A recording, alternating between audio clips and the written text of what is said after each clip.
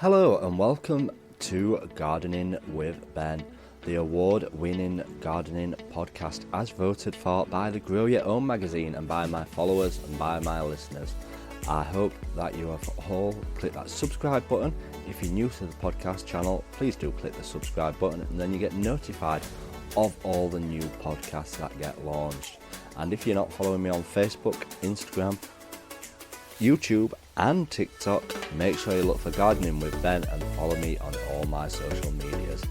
So sit back, relax, grab a brew and let's enjoy today's gardening podcast with Ben. Hello and welcome back to Gardening with Ben for a brand new podcast. And if you listened yesterday, we was talking all about all the jobs what need doing in the allotment and garden during January. Now today we are going to be talking about what seeds can be planted in January, and yes, it is kind of cold in the polytunnels in the greenhouses. Unless you've got heating in there, it will be a struggle to get stuff to germinate, but obviously you can germinate stuff on windowsills, but just make sure that there's enough light or they will grow really weedy and there'll be no use whatsoever. So sometimes it's best off waiting till we get proper light and warmth in March time to be planting them in the greenhouse and the polytunnel. So during this episode I'll be talking about what vegetables can be planted, what fruit can be planted and what flowers can be planted. And if you've been following me on Instagram and Facebook, you'll have seen that I've been busy starting to sow all my seeds. And yeah, I've followed this list of instructions and I've got most of these planted this month, so I'm well ahead this year. I'm cracking on and I'm hopefully going to have a good year of crops. All being well, fingers crossed that we keep it up and we continue working hard throughout the year. Sometimes things get in the way and sometimes you struggle to keep up with things or keep things watered and you end up losing some stuff what you've sown and you have to sow them all again. So yeah, hopefully we can keep on top of things and get things all good this year down at the allotment. So if you're not following me on Instagram and Facebook, make sure you do give me a follow, as you'll be able to follow my progress throughout all the year. And obviously I'm filming lots more videos this year than I've ever filmed, and they're all going on my YouTube video and they're getting a lot of views at the moment, so thank you for those that have been watching them. It's sometimes better to watch things rather than actually listen to them. So if you not following me on YouTube, go and search for Gardening with Ben and follow my channel on there. So yeah, in this episode we're going to be talking about what can be sown in vegetable, in the fruit garden and in the flower garden. So first off, we'll be starting with what can be sown in the vegetable garden. Now this is obviously a good area to start, as this is more my expertise and I'm still learning all about flowers. So I'm learning all the time about flowers and I don't know much about growing flowers whatsoever. I'm just learning every single day with flower growing. So if you want to learn along with me, feel free to follow what I do with my flowers and we'll see if we can do it together. So what can be planted in the vegetable garden this month? So broad beans. Now I've sown all my broad beans this week and I've sown them into pots because I like to start them off in pots first before planting out in the ground, because we have a lot of rats and mice on our allotment site and they tend to pinch all the beans or eat them all and stuff like that. So I'm starting mine off in the polytunnel first and then I'll plant them out when they're a bit more established. So broad beans can be planted, but make sure if you're growing broad beans that they are a variety what can survive the winter. Whereas Aqua Dulce Claudia is the ones that I've planted, which is a good variety, which I shared the link on Facebook the other day with them ones. So yeah, those are the ones that I'm growing at the moment. Next up is celery. Celery needs a long time to grow, so if you wanted to get some good produce from celery, you really do need to start it this month. And with it being cold, you need to have it somewhere warm for it to germinate, as it needs about 20 degrees for it to germinate the seeds. So make sure you find somewhere warm to get them celery seeds started. It's not a favourite of mine, celery. I absolutely detest it, but I am giving it a go at growing this year, even though I don't like it. I've never grown celery before, so I'm going to give it a try for the first time ever, and we'll see how we get on with that. Next up are onion seeds. Now, if you're wanting to grow onions from seeds rather than sets, you need to be starting them off this month. And the reason why you need to start them off this month is because if you want a decent sized onion from your harvest in July time, you need to be starting them off now so that they get big and get growing fast. And again, they'll need the warmth to get them to germinate. So I brought all my pots over and put them all on my shelf, and hopefully they'll start to germinate. And once they've started to germinate, then that's when I'll take them back down to the allotment and put them in the greenhouse or the polytunnel so that they're getting enough light and they don't grow very weedy and spindly, as obviously that is a main issue. And yeah, hopefully we get some good onions. And the other year I did like a little experiment to see which grew best, onion seeds or onion sets, and the onion seeds actually did better than the onion sets on my allotment. So I'm trying that again this year. I'm doing an onion seeds and sets, so we'll see which ones actually grow best again. It's good to have little challenges and experiments and try different things out on the allotment, and that's one thing that I'm doing. Potatoes. Now everywhere's going to be starting to sell potatoes. I've purchased my potatoes this week from Wilkinson's. They've got all their potatoes in, and you don't go planting them at this time of year, but people do start to chit them. And what chitting means is that they put them in a frost-free place, like a greenhouse, what doesn't get too frosty, or somewhere indoors, but it needs to be quite cool. And you place each potato into like an egg carton, and they just start sending sprouts out. You don't want big massive roots on them, but you just need them to start sending little sprouts out, which encourages them to get growing, and that gives them that kickstart before planting them out in March, April time, because you don't want to be planting them out now because it's too cold for them and it'll kill them. But you can be planting them out in March, April time to get a decent sized crop from them. So yeah, we've got our potatoes. I might actually grow them in bags outdoors this year. I'm going to think about doing that rather than putting them in the ground. My dad grew all his in pots this year and he did really well. He got fantastic crops from them. So we'll have a look around, see what we can do. And yeah, I'm thinking of putting them in pots because it's a lot easier than digging them all up, and then you're not digging them up years after years when you leave a few tiny ones in the ground afterwards. So yeah, we'll see about that. We might grow them in pots, so stay tuned for that.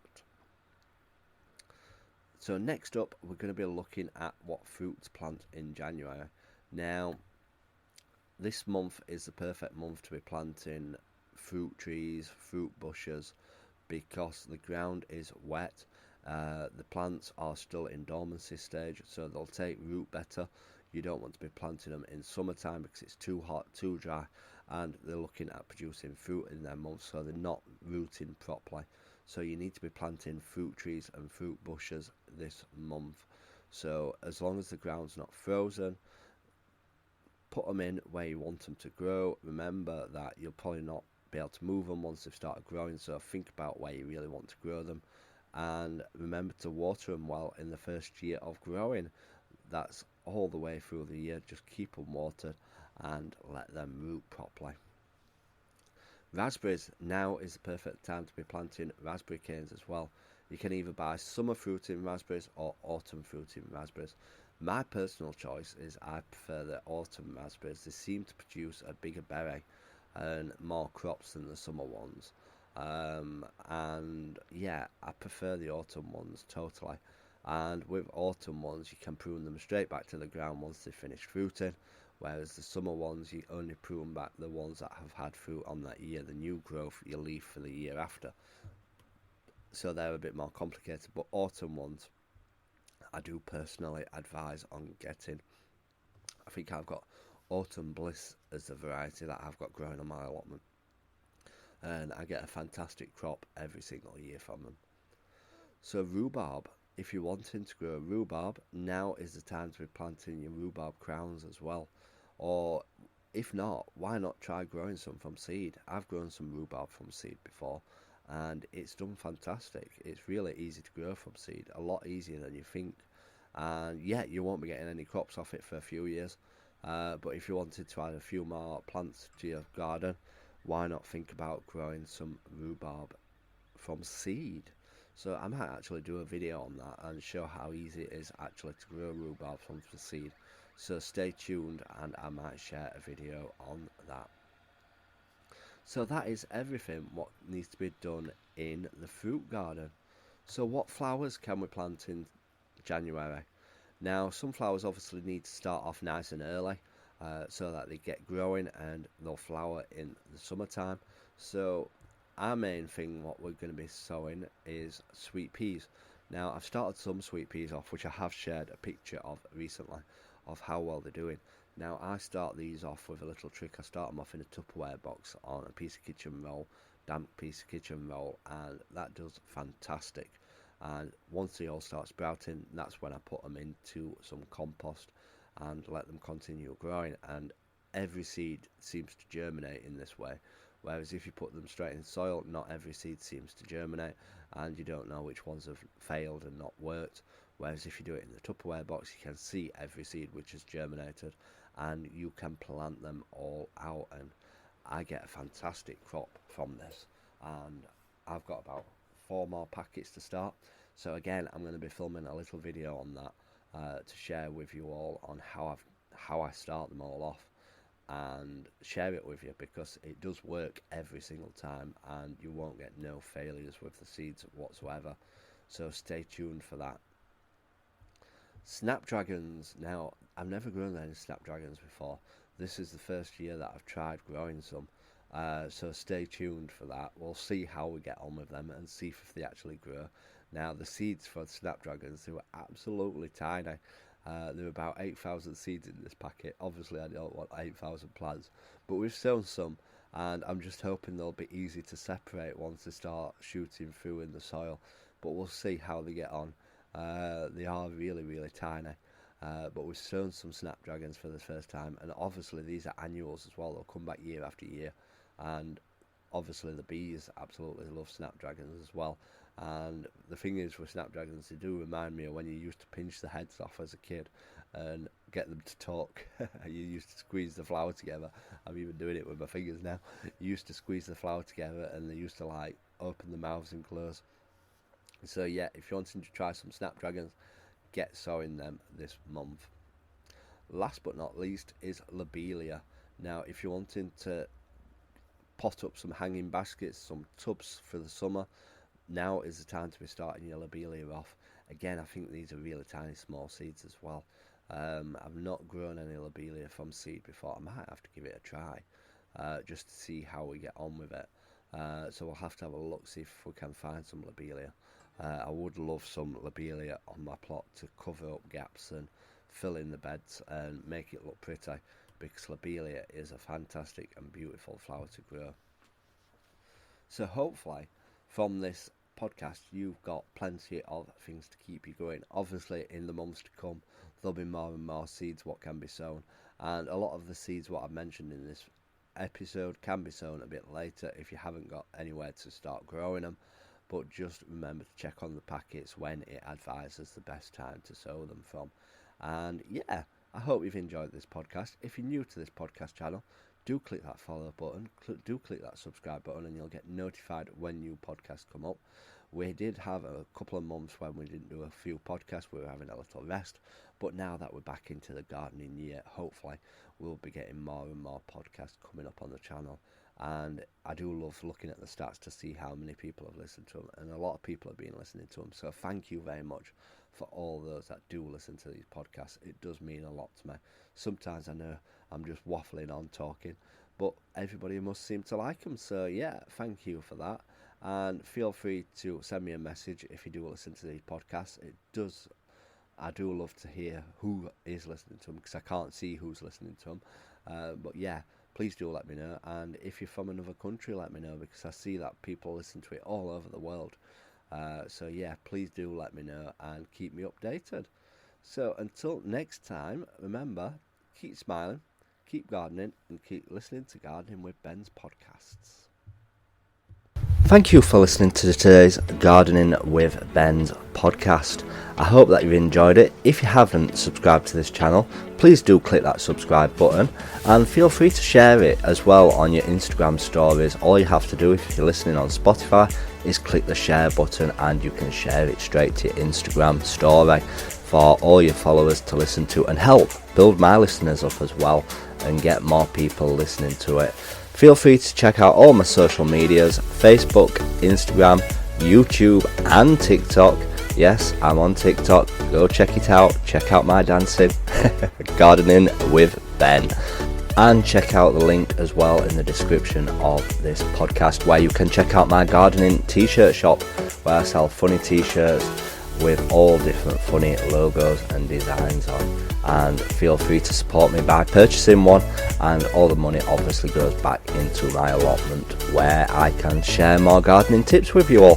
So until next time, remember, keep smiling, keep gardening and keep listening to Gardening with Ben's podcast.